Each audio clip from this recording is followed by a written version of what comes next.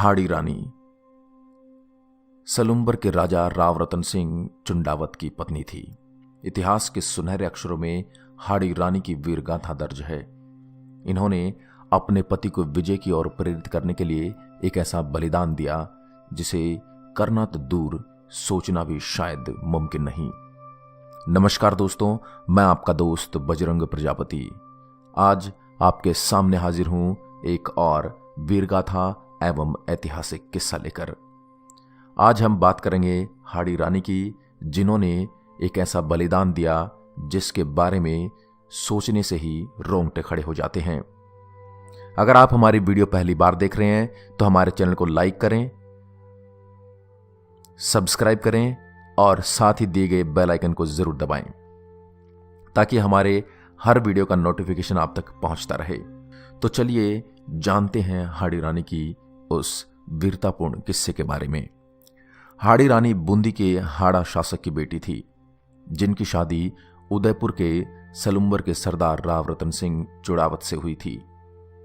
बाद में उन्हें इतिहास में हाड़ी रानी के नाम से जाना गया। हाड़ी रानी एक ऐसी वीरांगना थी जिन्होंने अपने अस्तित्व की रक्षा के लिए अपने पति को उसका फर्ज याद दिलाने के लिए अपना सिर ही काट कर पेश कर दिया, ताकि वह अपनी नई नवेली दुल्हन के मोहपाश में बंधा अपने राष्ट्र धर्म से विमुख न हो। यह उस समय की बात है जब मेवाड़ पर महाराणा राज सिंह 1652 से 1680 का शासन था। इनके सामंत सलुंबर के राव चुंडावत रतन सिंह थे, जिनसे हाल ही में हाड़ा राजपूत सरदार की बेटी से शादी हुई थी। कथा के अनुसार हाड़ी रानी के विवाह को अभी केवल 7 ही दिन हुए थे। हाथों की मेहंदी भी अभी छूटी नहीं थी। उनके पति को युद्ध पर जाने का फरमान आ गया, जिसमें महाराणा राज सिंह ने राव चुंडावत रतन सिंह को दिल्ली से औरंगजेब की सहायता के लिए आ रही अतिरिक्त सेना को रोकने का निर्देश दिया था। चुंडावत रतन सिंह के लिए यह संदेश उनका मित्र शार्दुल सिंह लेकर आया था। पत्र पढ़कर हाड़ी सरदार का मन व्यथित हो गया। अभी उनके विवाह को 7 ही दिन हुए थे और पत्नी से बिछड़ने की घड़ी आ गई थी। कौन जानता था कि युद्ध में क्या होगा। एक राजपूत रणभूमि में अपने शीश का मोह त्याग कर उतरता है और जरूरत पड़ने पर सिर काटने से भी पीछे नहीं हटता। औरंगजेब की सेना तेजी से आगे बढ़ रही थी, इसलिए उन्होंने अपनी सेना को युद्ध की तैयारी का आदेश दे दिया। वह इस संदेश को लेकर अपनी पत्नी हाड़ी रानी के पास पहुंचे और सारी कहानी सुनाई। रानी को भी यह खबर सुनकर सदमा लगा, पर उसने खुद को संभाल लिया और अपने पति को युद्ध में जाने के लिए तैयार किया। उनके लिए विजय की कामना के साथ उन्हें युद्ध के लिए विदाई दी।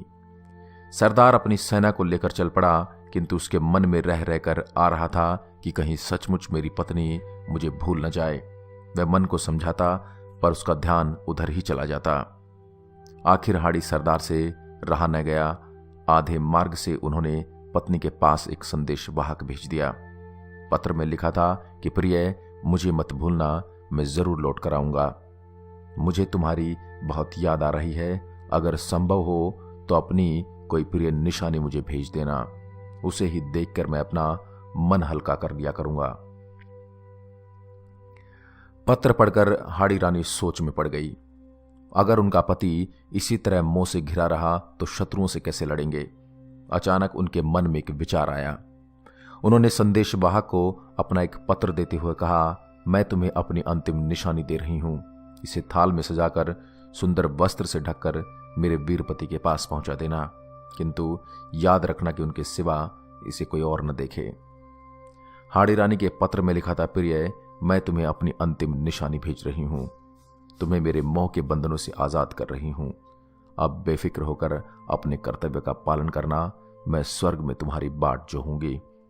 पत्र संदेश वाहक को देकर हाड़ी रानी ने अपनी कमर से तलवार निकाली और एक ही झटके से अपना सिर धड़ से अलग कर दिया। संदेश वाहक की आंखों से आंसू निकल पड़े। स्वर्ण थाल में हाड़ी रानी के कटे सिर को सुहाग के चूनर से ढककर संदेश वाहक भारी मन से युद्ध भूमि की ओर दौड़ पड़ा। उसको देखकर हाड़ा सरदार ने पूछा, क्या तुम रानी की निशानी ले आए? संदेश वाहक ने कांपते हाथों से थाल उसकी ओर बढ़ा दिया। हाड़ी सरदार की आंखें फटी की फटी रह गई और वह उन फटी आंखों से अपनी पत्नी का सिर देखता रह गया। उसके मोह ने उससे उसकी सबसे प्यारी चीज छीन ली थी। अब उसके पास जीने का कोई औचित्य नहीं था। उसके मन ही मन कहा, प्रिय, मैं भी तुमसे मिलने आ रहा हूं। हाड़ा सरदार के मोह के सारे बंधन टूट चुके थे।